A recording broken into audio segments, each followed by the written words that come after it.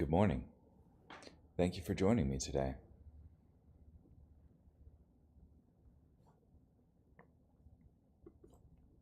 This morning, we'll be in Leviticus chapter 6, verse 1 through chapter 7, verse 27.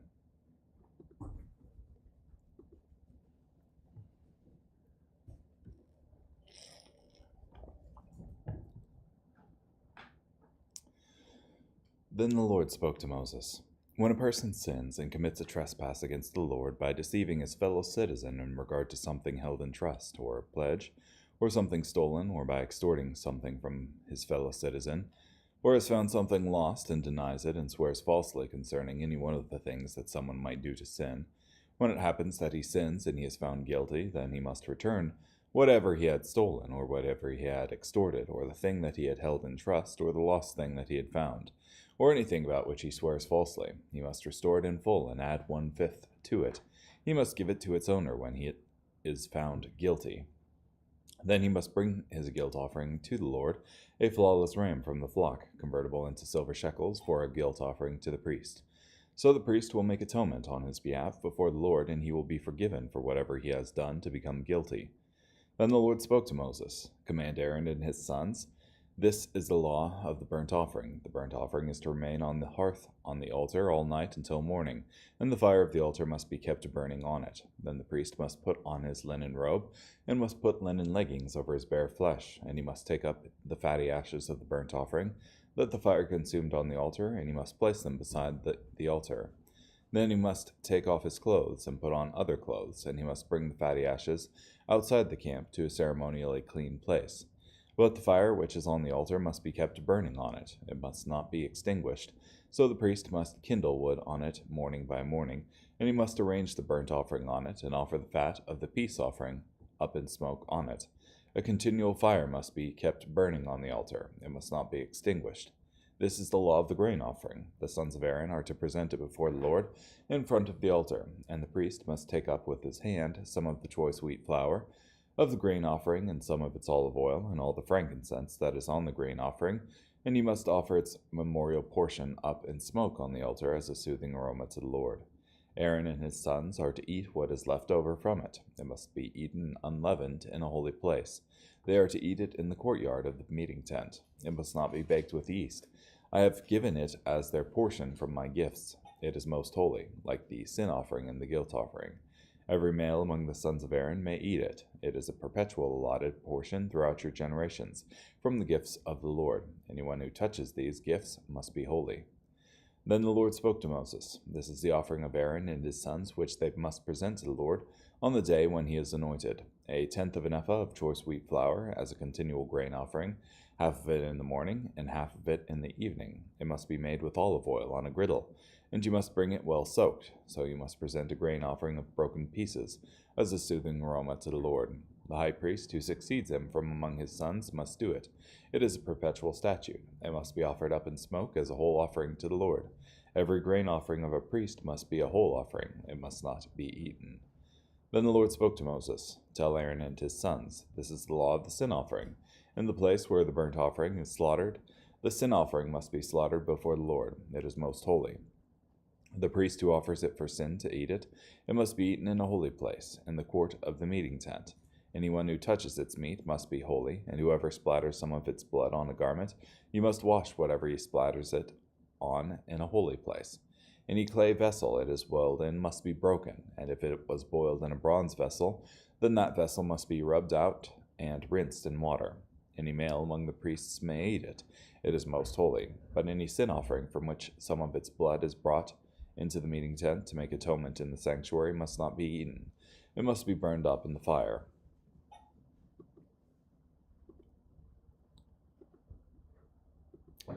This is the law of the guilt offering. It is most holy. In the place where they slaughter the burnt offering, they must slaughter the guilt offering, and the official priest must splash the blood against the altar's sides. Then the one making the offering must present all its fat, the fatty tail, the fat covering the entrails, the 2 kidneys, and the fat on their sinews, and the protruding lobe on the liver, which he must remove along with the kidneys. Then the priest must offer them up in smoke on the altar as a gift to the Lord. It is guilt offering. Any male among the priests may eat it. It must be eaten in a holy place. It is most holy. The law is the same for the sin offering and the guilt offering. It belongs to the priest who makes atonement with it. As for the priest who presents someone's burnt offering, the hide of that burnt offering which he presented belongs to him. Every grain offering which is baked in the oven, or made in the pan, or on the griddle, belongs to the priest who presented it. Every grain offering, whether mixed with olive oil or dry, belongs to all the sons of Aaron, each one alike. This is the law of the peace offering, sacrifice, which he is to present to the Lord. If he presents it on account of thanksgiving, along with the thank offering sacrifice, he must present unleavened loaves mixed with olive oil, unleavened wafers smeared with olive oil, and well-soaked ring-shaped loaves made of choice wheat flour mixed with olive oil. He must present this grain offering in addition to ring-shaped loaves of leavened bread, which regularly accompany the sacrifice of his thanksgiving peace offering. He must present one of each kind of grain offering as a contribution offering to the Lord. It belongs to the priest, who splashes the blood of the peace offering. The meat of his thanksgiving peace offering must be eaten on the day of his offering. He must not set any of it aside until morning. If his offering is a votive or free will sacrifice, it may be eaten on the day he presents its sacrifice, and also the leftovers from it may be eaten on the next day. But the leftovers from the meat of the sacrifice must be burned up in the fire on the third day. If some of the meat of his peace offering sacrifice is ever eaten on the third day, it will not be accepted. It will not be accounted to the one who presented it, since it is spoiled, and the person who eats from it will bear his punishment for iniquity. The meat which touches anything ceremonially unclean must not be eaten. It must be burned up in the fire. As for ceremonially clean meat, everyone who is ceremonially clean may eat the meat. The person who eats meat from the peace offering sacrifice which belongs to the Lord, while his uncleanness persists, will be cut off from his people. When a person touches anything unclean, whether human uncleanness or an unclean animal, or an unclean detestable creature, and eats some of the meat of the peace offering sacrifice which belongs to the Lord, that person will be cut off from his people. Then the Lord spoke to Moses, "Tell the Israelites, you must not eat any fat of an ox, sheep, or goat.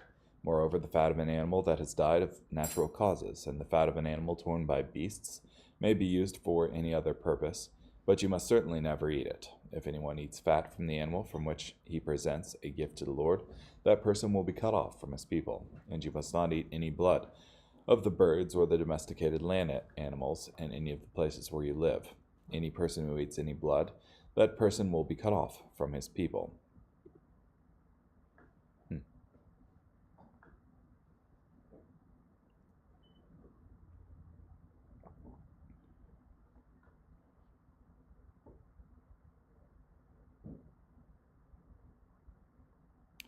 So, describing, here we had described the guilt offering and the priest's part in the offering.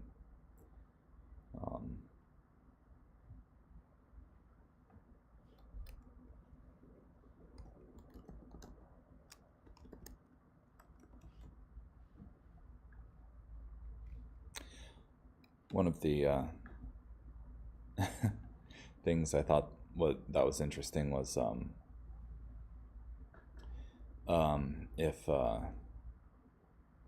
priest is presenting in 7:12, and on account of thanksgiving, along with the thank offering sacrifice, he must present unleavened loaves mixed with olive oil, unleavened wafers smeared with olive oil, and well-soaked ring-shaped loaves made of choice wheat flour mixed with olive oil. And he must present this grain offering in addition to ring-shaped loaves of leavened bread, which regularly accompany the sacrifice of his thanksgiving peace offering. Well-soaked ring-shaped loaves made with leavened bread. Sounds a lot like donuts to me. As part of the offering there. So that's cool.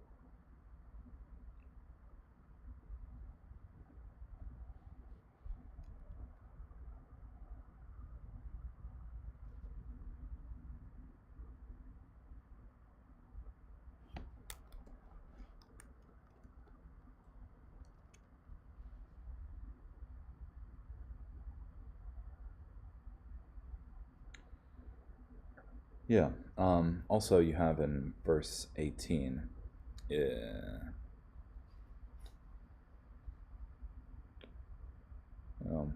No. Well, verse 19. In contrast to ceremonially unclean meat, as for ceremonially clean meat, everyone who is ceremonially clean may eat the meat. So, I think this is opening it up not just for the priests, but also anyone who is ceremonially clean as part of the offering. So,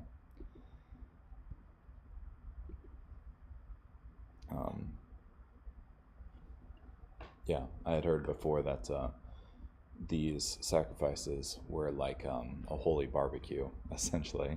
So, interesting to see evidence of that. Anyway, carrying on. Mark chapter 3, verses 7 through 30.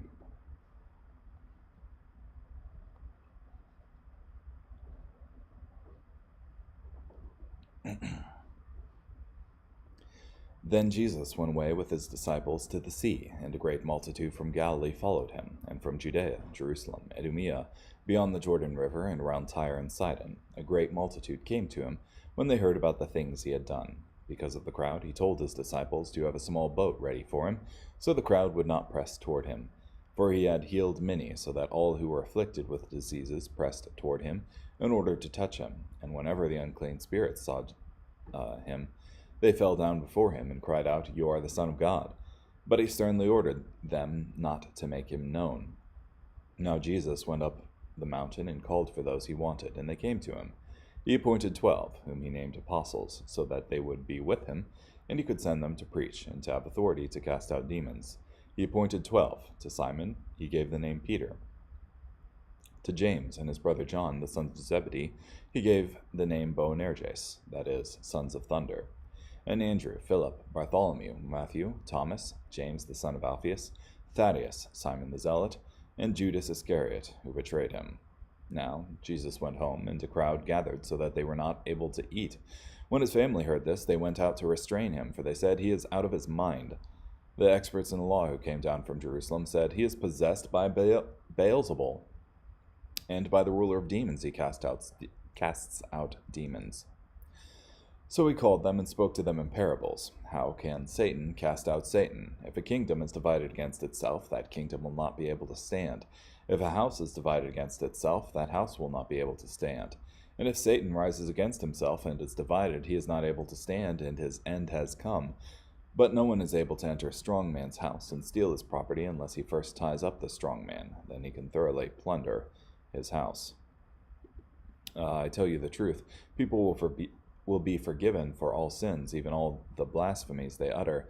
But whoever blasphemes against the Holy Spirit will never be forgiven, but is guilty of an eternal sin, because they said he has an unclean spirit.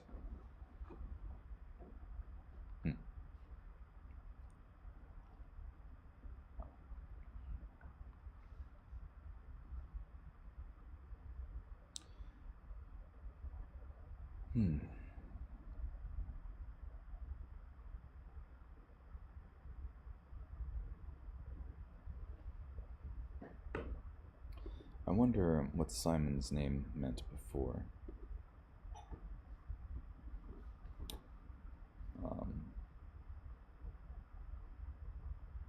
A rock or stone. Oh, that's Peter.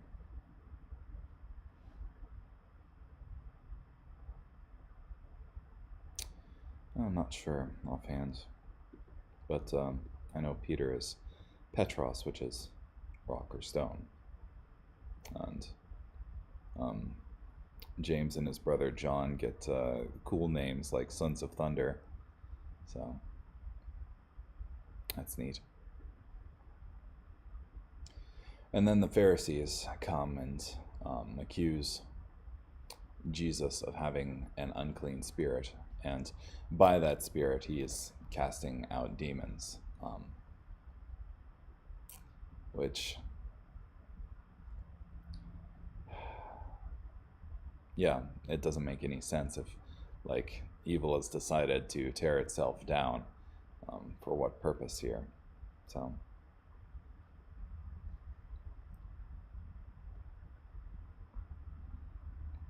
Yeah, Jesus says if Satan has risen against himself and is divided, he is not able to stand, and his end has come. Yeah, and then Jesus says something, not startling, but on that same sort of level. That stark. That's what I want to say. That I tell you the truth, people will be forgiven for all sins, even all the blasphemies they utter. But whoever blasphemes against the Holy Spirit will never be forgiven, but is guilty of an eternal sin, because they said he has an unclean spirit. And yeah, I think what this looks like is just a complete rejection of the spirit that Jesus comes in.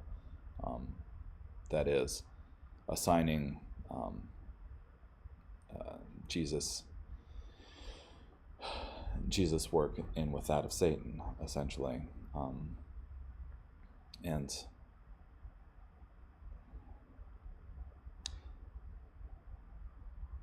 yeah.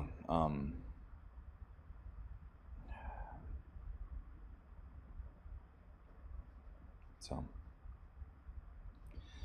I guess I don't have a whole lot more to say on that.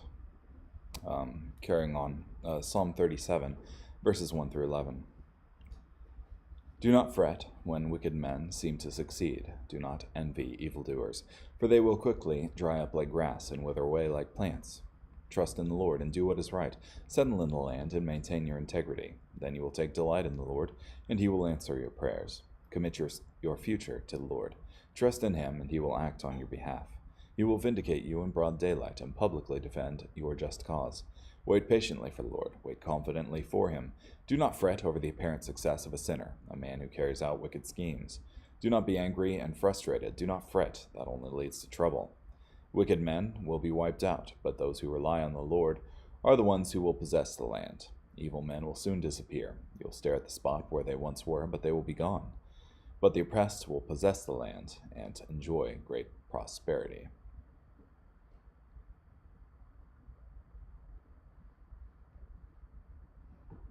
Yeah. And finally, Proverbs chapter 10, verses 3 and 4. The Lord satisfies the appetite of the righteous, but he thwarts the craving of the wicked. The one who is lazy becomes poor, but the one who works diligently becomes wealthy. Cool. Well, thank you so much for joining me today. Hope you have a great day. Bye.